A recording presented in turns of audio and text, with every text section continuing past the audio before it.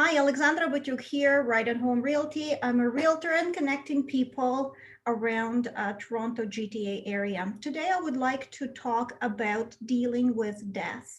And we have Brianne Forbes today. She is a funeral director with Tranquility Burial and Cremation Services. And I have a number of questions that we, especially a lot of immigrants that come to Canada, and this is something that we don't deal with on a regular basis.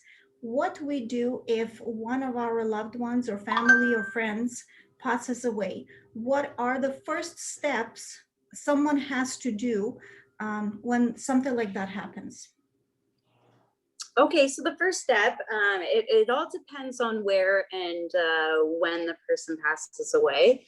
If the person were to pass away at their home unexpectedly, the first step would be to call 911, and they would send the appropriate people to come. In that case, normally they would send a coroner to come and review the body and just make sure there's no extra investigations that need to happen. From there, the coroner would decide whether the person goes to the coroner's office or can be released to a funeral home. If the person can be released to a funeral home, we at Tranquility could make our way there. We have staff available 24/7. So that's what would happen in that case. If the person needs further investigation, they would be brought to the Toronto's coroner's office, which is in the east end of Toronto.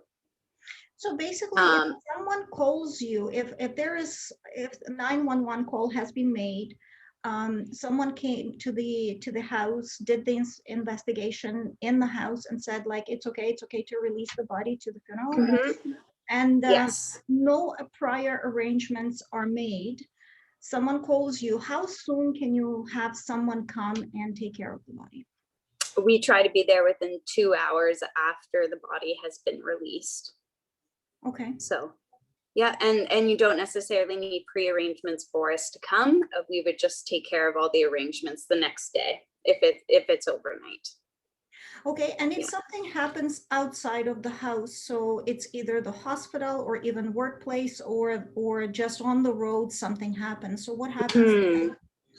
If it was like an accident on a workplace or on the road, the person would be brought to, again, the Toronto coroner's office. And then from there, about 3 days later, they would be released. And then that's when us at the funeral home would go and bring them into our care.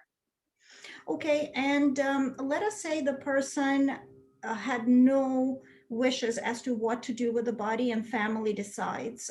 Will the family be someone, family or friends? Like I am in the situation when I was asked to be an executor for someone who passed away here, and there were no relatives, and I'm taking care of all the major decisions for the family that is in Ukraine, right? So if there were no decisions made as to what to do with the body, usually the family would advise you whether the body has to be cremated or buried, right? Yes, yeah. One of our first questions is which type of service would you like? Would you like burial or cremation? And then we go from there. There's also an important step of who makes the arrangements. So the first person would be the executor if there is a will. If there's no will in place, then it goes by a certain order that we follow of next of kin, which would be like kids, parents, grandchildren, great-grandchildren, cousins. So there's a certain order that we have to follow to ensure that we're using the right person as the executor or legal next of kin. Okay, and can you tell us a little bit more about the services that you provide of different types of services that you provide, cremation, burial, and how the visitation can happen? Sure. So at Tranquility, we are what's called an alternative funeral home. So we don't necessarily have the same building as a traditional funeral home would have, but we do rent our space. We use St. John's Dixie here in Mississauga for most of our services. But basically, we can do anything that a full-fledged funeral home can do. We can do traditional burial with a casket, a viewing, and we can do anything from even just a simple cremation with no service or anything. Yeah, so it depends on definitely the budget that people have. In my case, Exactly. we reached out specifically to you because there was no family here, and we tried to go the most economical way. Mhm. So we called a number of funeral homes, and you were providing the service at an exceptional rate. So can you talk a little Yes. bit about the price points of Tranquility? Sure, sure. So, like I said, we are an alternative funeral home, so our prices tend to be a lot lower. For a traditional funeral, you're looking at around $5,000 to $6,000, and that's including a casket, a vault, embalming, basically everything from start to finish. As well as staff for the services and everything, and tax. And for our direct cremation cost is 1,000 cents, and that's tax included, and that includes everything from start to finish. So Can you repeat once again for cremation, because there was a pause? I guess it's oh, internet. is there? Okay, yeah. Yeah. For our direct cremation price, it's $1,894.60, and that's HST included. And that's if you were to pass away at a hospital. Now, if you were to pass away at a nursing home, residence, or hospice, there's a little bit more of a fee, and that's only because 2 staff members are required, and they're available 24/7. So that would change the cost to $2,177.10. And that includes everything. So what that includes is all the documentation. So we issue proof of death certificates, we cancel CPP and old age security. We help you, we give you a checklist that helps you of where you need to use the proof of death certificates. So it's a very handy document to have. And that also includes all the registration fees, the cremation itself, the cremation container, excuse me, sorry there. Yeah, it just includes everything. The only thing it does not include is an urn, which is an optional purchase.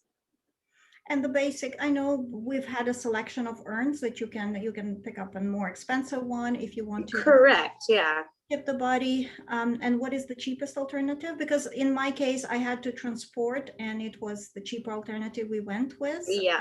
So Yeah, so what's included in the cost is actually what we call a temporary container. It's just a black plastic cremation container. And that's the most suitable for travel, which is what you used it for. Yeah. Even scattering. In our case, we had to send the body to Ukraine, and the fastest way, I just wanted to let people know as well on this call, the fastest and easiest way I found was just through Canada Post. We checked, Canada Post was taking care of the package, and it arrived in Ukraine, I believe, within a week to 2 week time. And the cost was less than $300 for the transportation. So if anybody is looking into the most efficient way of transporting and the most economical way of transporting the body, this would be, it's just my experience that we went through. That was pretty easy and painless. Yes. What else is the person that is taking care is entitled to? I know there is a death benefit that is payable. Mm-hmm. So how does this happen? Can you? So there's 2 different benefits that the government offers. One is a one-time lump sum of $2,500, and that's called what we call the funeral death benefit, and that's a one-time lump sum of $2,500. Now that depends on how much you've contributed into CPP. So I think the minimum is 7 years that you need to contribute into CPP to be eligible to receive that. The second application is for survivor's pension. So if you contributed into CPP again, your spouse or surviving partner is allowed a survivor's pension, which is 60% of what the person was receiving through CPP.